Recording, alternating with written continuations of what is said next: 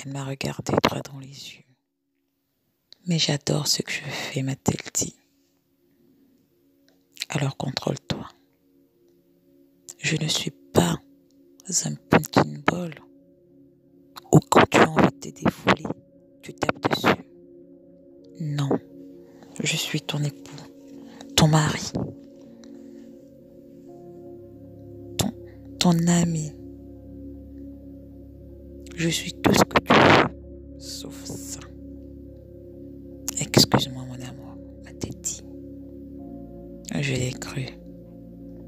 Mais ça s'est empiré. Les jours, les mois suivants. C'était devenu infernal. À qui irais-je dire ça? Qui me croirait? Qui penserait que je dise la vérité?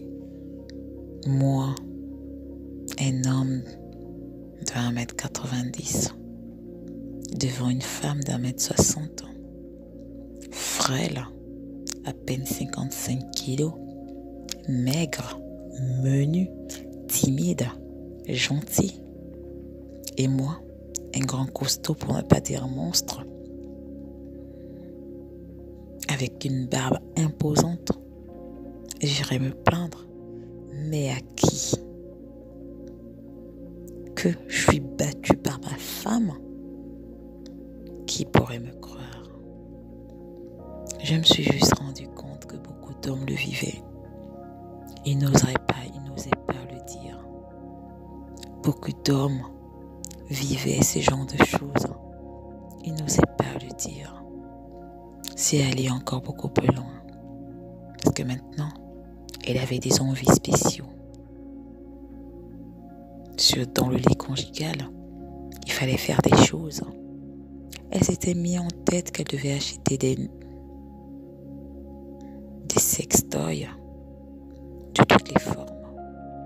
Pour en faire quoi? J'avais aucune idée. Elle s'était acheté un arsenal de femmes dominantes. Oh, c'est pour pimenter nos nuits, m'a-t-elle dit. C'était mal la connaître. Cette femme que j'aimais, que j'aime toujours, il faut le dire, s'était transformée en monstre. Et je ne m'étais pas rendu compte.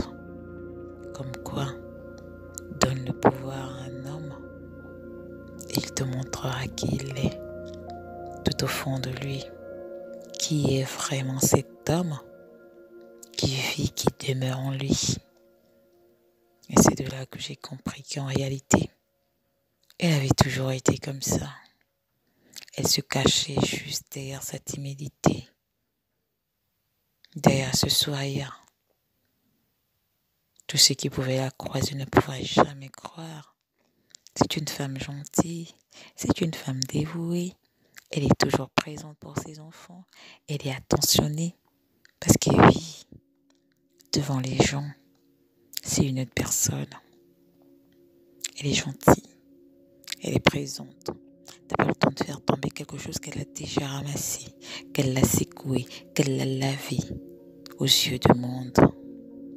Et c'est cette femme-là que tu irais accuser, toi, un homme de 1m90 pour 100 kilos.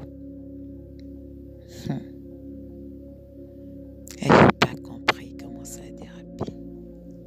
Ce soir-là, elle s'était mis en tête qu'elle devait me sodomiser avec un de ses godes. Un monstrueux gode noir, bourré de veines, l'air naturel. Je n'étais pas d'accord. Mais je l'aimais cette femme et je crois que je l'aime toujours.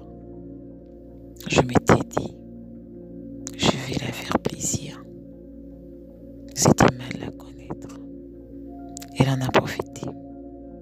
Je me suis retrouvée à l'hôpital, saignant de partout. J'avais honte. J'étais humiliée. Je n'ai pas osé le dire. Les inspecteurs qui m'ont interrogé ont tout de suite vite compris. J'avais des boutons, j'avais des cicatrices, j'avais beaucoup de de coups de fêlée, mal guéris. Ils ont posé des questions, je dis, c'est sûrement aux entraînements. Parce que c'est vrai, je faisais beaucoup de sport en quittant le boulot. Mais c'était un peu une façon pour moi de me libérer, de me vider la tête de tout ce que je vivais chez moi, que je ne pouvais pas parler. Je ne pouvais en parler à personne, même pas à mon meilleur ami.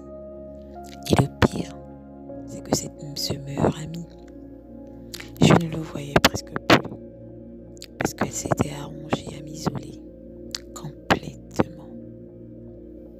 On pense toujours qu'il n'y a que les hommes qui le font, mais il y a des femmes.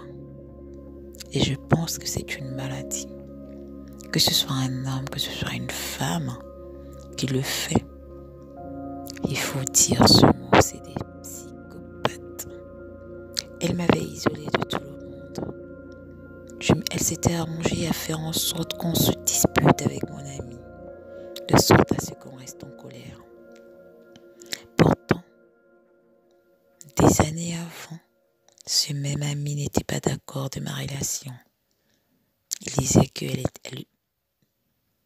lui semblait un peu trop sournoise, qu'elle avait comme une carapace, qu'elle faisait semblant d'être une gentille fille, que ce n'était pas normal. Son comportement n'était pas normal, qu'il y avait quelque chose qui l'agaçait en elle. Au final, il avait raison. Il avait tout compris et je n'avais rien compris. Il avait tout vu et je n'avais rien vu. Mais aujourd'hui encore, j'ai perdu cet ami. J'ai tenté de le rappeler.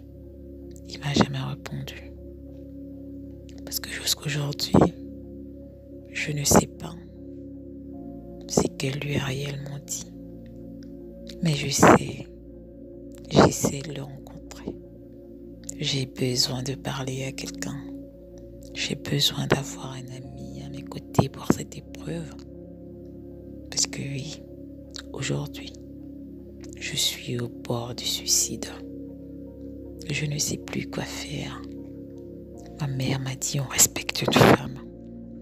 On ne lève pas une main sur une femme ou qui que ce soit. On parle avec la personne. Mais j'ai parlé avec cette personne. Aujourd'hui, elle menace de me prendre mes enfants. Si tu demandes le divorce, je te prendrai tes enfants. Et je te prendrai tout jusqu'au dernier centime. Oui, je connais cette fille depuis longtemps. Je connais cette femme qui est ma femme depuis l'université. Tout ce que nous avons aujourd'hui, nous les avons eus ensemble. Que dois-je faire aujourd'hui ?